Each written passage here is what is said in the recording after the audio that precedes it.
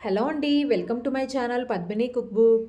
ఇవాళ నేను ఒక మంచి పచ్చడి రెసిపీ చూపించబోతున్నానండి. నాకు తెలిసి ఇది మీరు ఎప్పుడూ ట్రై చేసి ఉండకపోతే తప్పకుండా ట్రై చేయండి. ఈ టేస్ట్ అయితే చాలా బాగుంటుంది. గుత్తొంకాయతో ఊరగాయ పచ్చడి చూపించబోతున్నానండి. గుత్తొంకాయలంటే ఇష్టపడిన వాళ్ళు ఎవరుంటారు చెప్పండి. గుత్తొంకాయతో ఎప్పుడు ఒకటే రకం ఫ్రై, కర్రీ కాకుండా ఇలా ఒకసారి ఊరగాయ పచ్చడి పెట్టి చూడండి. టేస్ట్ అయితే అద్దరిపోతుంది అసలు. దీనికోసం ఇక్కడ నేను గుత్తొంకాయల్ని తీసుకున్నానండి. ఇలా చిన్న చిన్న సైజులో ఉన్న గుత్తొంకాయల్ని తీసుకుంటే మనకి పచ్చడికి టేస్ట్ చాలా బాగుంటుంది. ఇక్కడ నేను ఒక 10 కాయల దాకా గుత్తొంకాయల్ని తీసుకున్నానండి. అంటే ఈ పచ్చడి నేను చాలా తక్కువ క్వాంటిటీలోనే చూపిస్తున్నాను. మీరు కూడా ఒక్కసారి ట్రై చేయండి. మీకు కూడా పచ్చడి నచ్చితే గనక అప్పుడు అరకిలో కానీ కేజీ కొలతలతో కూడా పెట్టుకోవచ్చండి. ఇప్పుడు ఈ గుత్తొంకాయల్ని ఇలా నేను చూపించిన విధంగా 4 భాగాలుగా కట్ చేసుకోవాలి. పైన తొడిమెలు కొద్దిగా పొడవుగా ఉంటాయి కాబట్టి వాటిని కొద్దిగా చిన్నగా కట్ చేసేసుకుని తర్వాత ఇలా నేను చూపించిన విధంగా 4 భాగాలుగా కట్ చేసుకుని ఇలా వాటర్లో వేసి పెట్టుకోవాలి. తర్వాత స్టవ్ వెలిగించి ప్యాన్ పెట్టుకుని అందులోకి ఇలా ఒక పావు టీ స్పూన్ దాకా మెంతులు వేసుకోవాలి. అలాగే ఒక 3 టీ స్పూన్ల దాకా ఆవాలు వేసుకోవాలి. ఒక 3 టీ స్పూన్ల దాకా జీలకర్రని వేసుకోవాలండి. ఆవాలు, మెంతులు అలాగే జీలకర్ర ఈ 3 వేసి వేయించుకుని పొడి చేసుకుని పచ్చళ్ళలో వేసుకుంటే టేస్ట్ చాలా బాగుంటుందండి. అంటే ఎప్పటికప్పుడు అలా ఫ్రెష్గా చేసుకుంటే బాగుంటుంది. ఇప్పుడు లో ఫ్లేమ్లో పెట్టుకుని వీటిని మంచి కలర్ వచ్చేలాగా వేయించుకోవాలండి. ఇక్కడ చూసారు కదా మనకి ఇవి బాగా వేగిపోయాయి. ఇప్పుడు వీటిని ఒక మిక్సీ జార్లోకి తీసేసుకోవాలి. మిక్సీ జార్లోకి తీసుకుని బాగా చల్లారిన తర్వాత పొడి చేసుకుని పెట్టుకోవాలి. ఇప్పుడు స్టవ్ ఆఫ్ చేయకుండా అదే ప్యాన్లోనే పచ్చడికి కావాల్సిన పోపును వేసుకోవాలండి. పోపు కోసం ఇక్కడ నేనైతే ఒక 4 టేబుల్ స్పూన్ల దాకా ఆయిల్ వేసుకున్నాను. అంటే నేను తీసుకున్న పచ్చడి క్వాంటిటీ తక్కువే కాబట్టి ఆయిల్ కూడా కొద్దిగా తక్కువగానే వేసుకున్నాను. తర్వాత ఇక్కడ పోపు గింజలు 1 టీ స్పూన్ దాకా పచ్చిశనగపప్పు, 1 టీ స్పూన్ దాకా మినపప్పు, 1 టీ స్పూన్ దాకా ఆవాలు వేసుకోవాలండి. పోపు ఇలా కొద్దిగా వేగిపోయిన తర్వాత ఇందులోకి ఒక అర టీ స్పూన్ దాకా ఇంగువ వేసుకోవాలి. పచ్చడిలో ఇంగువ ఉంటేనే పచ్చడి టేస్ట్ బాగుంటుందండి. తర్వాత పోపుని ఇలా ఒకసారి కలుపుకుంటూ వేయించుకోవాలి. పోపు వేగిపోయిన తర్వాత ఇక్కడ 2 నుంచి 3 ఎండుమిర్చి అలాగే కొద్దిగా కరివేపాకు వేసుకుని అవి కూడా వేగిపోయిన తర్వాత స్టవ్ ఆఫ్ చేసేసుకుని ఈ పోపు మొత్తాన్ని బాగా చల్లారనివ్వాలి. పోపు చల్లారిన తర్వాతే మనం పచ్చడిని కలుపుకోవాలి. తర్వాత ఇక్కడ మనం ముందుగా కట్ చేసి పెట్టుకున్న వంకాయలు ఉన్నాయి కదండి. ఈ వంకాయల్లోని వాటర్ మొత్తం గట్టిగా చేత్తో పిండేసేయాలి. వాటర్ మొత్తం పిండేసి ఏదైనా ఒక క్లాత్ తీసుకుని ఈ వంకాయల్లోని తడేమీ లేకుండా ఇలా నేను చూపించిన విధంగా మొత్తం అంతా డ్రై చేసుకోవాలండి. వంకాయల్లో ఎక్కడైనా కొద్దిగా తడి ఉన్నా కూడా మనకి పెట్టిన పచ్చడంతా పాడైపోయే ఛాన్స్ ఉంటుందండి. అందుకని పొడి క్లాత్ తీసుకుని ఇలా శుభ్రంగా తడి అనేది ఎక్కడా లేకుండా బాగా తుడుచుకోవాలి. ఇలా వాటర్లోంచి తీసి వంకాయలను వాటర్ అంతా గట్టిగా పిండేసి తర్వాత ఇలా పొడి క్లాత్తో తుడిచేసుకుని కొద్దిసేపు అలా వదిలేస్తే ఆరిపోతాయి. తర్వాత ఇవి వేయించుకోవడం కోసం స్టవ్ వెలిగించి బాండీ పెట్టుకుని అందులోకి డీప్ ఫ్రైకి సరిపడా ఆయిల్ పెట్టుకోవాలి. ఈ వంకాయలు మనం ముందుగా వేయించుకోవాలండి.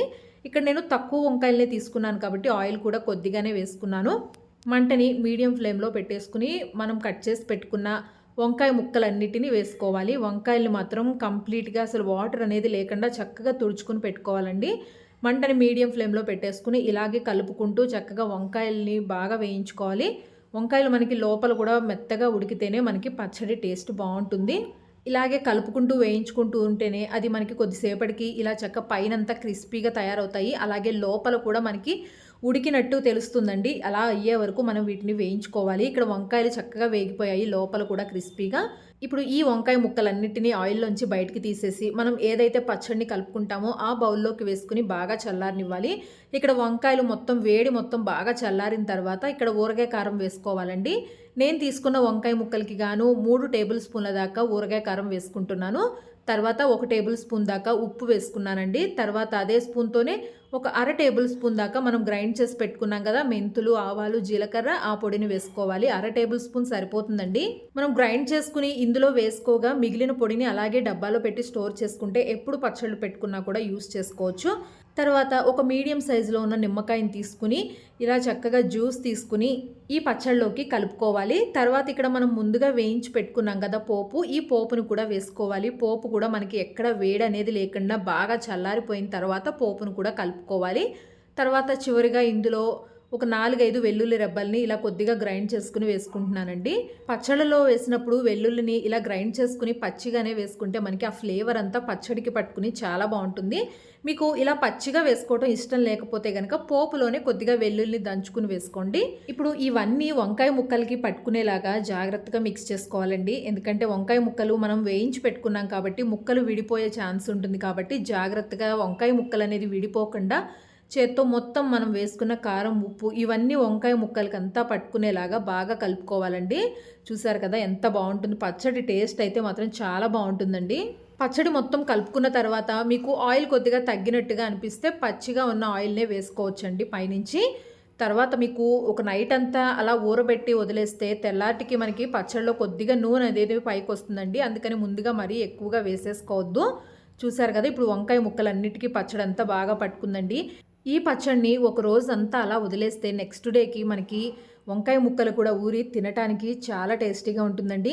గుత్తొంకాయతో ఒకసారి ఇలా మీరు కూడా ఊరగాయ పచ్చడి ట్రై చేయండి. టేస్ట్ అయితే అదిరిపోతుందండి అసలు.